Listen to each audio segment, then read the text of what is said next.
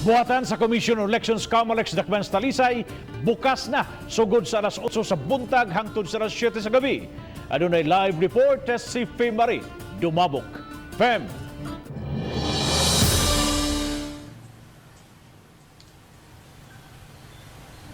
Yes, Bob, gisugdan kini nitong Setyembre 1 aron makabawi sa taas nga mga adlaw nga sirado ang buhatan. Sugod nitong Agosto 11 hangtod Agosto 30 atol sa pagpaubo sa Talisay City sa Modified Enhanced Community Quarantine.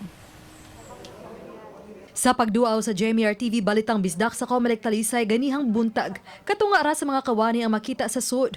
Human nga gitunga sila sa duha aron makater ang mga bag-ong botante, mobalhin ug magpa-reactivate hangtod na sa alas 7 sa gabi. Bukas usab sila sa Lunes hangtod Sabado ug bisan ugma ang holiday. Apan sa holiday ug Sabado, bukas lang sila hangtod sa alas 5. Hinay-hinay na usab nga nag-abot-abot ang mga magparehistro. Sa pagkakaron, nangita karon sa mas dako nga mugaweng dapit ang Talisay Comelec. Aron didto na ipadayon ang registration sunod semana hangtod na sa Setyembre 30. Wa na ipaygayon nga off-site registration. Wala pa tayo na schedule nga off-site tungod kay ang ato ang kaso pud sa Talisay. Nagsaka man pud siya. Nanatay extension nga 2 hours, especially kato mga mo trabaho, pwede sila mohapit. Yamo sang giawhag nga mogamit sila sa ato ang booking system para makakita sila unsa ang mga steps. Magpatabang na ang Comelec sa Civil Security Unit ug sa kapulisan aron pagsiguro nga masunod ang health protocol.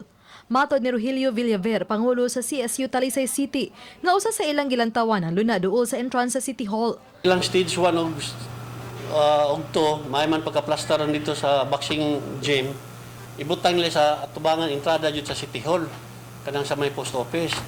Unya to, naman ra existing diya nga duha ka tent, ni saad man to si attorney nga padungag ko sa tent, anda lang diya pawaton ang mga tao para nasa tayo social distancing. So far wala pa jud tay extension. So kung naman gani ang ato ang main office atong agdo na. Last day mag-set na gid mi ana og limit kay naaraman say capacity ang ato ang encoder, ato ang computer, kay gamay ra man sad mi. So mag-limit ra gyud mi ana. Matod ni Gamboa, nga naana sila'y natala nga kapin sa 140,000 nga mga botante sa Talisay City. Taas sa dulaan 139,000 sa 2019 election.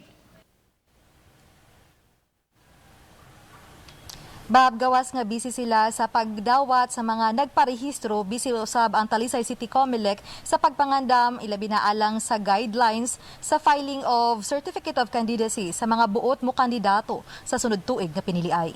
Bob? Salamat, Fem Marie Dumabok sa imong live report.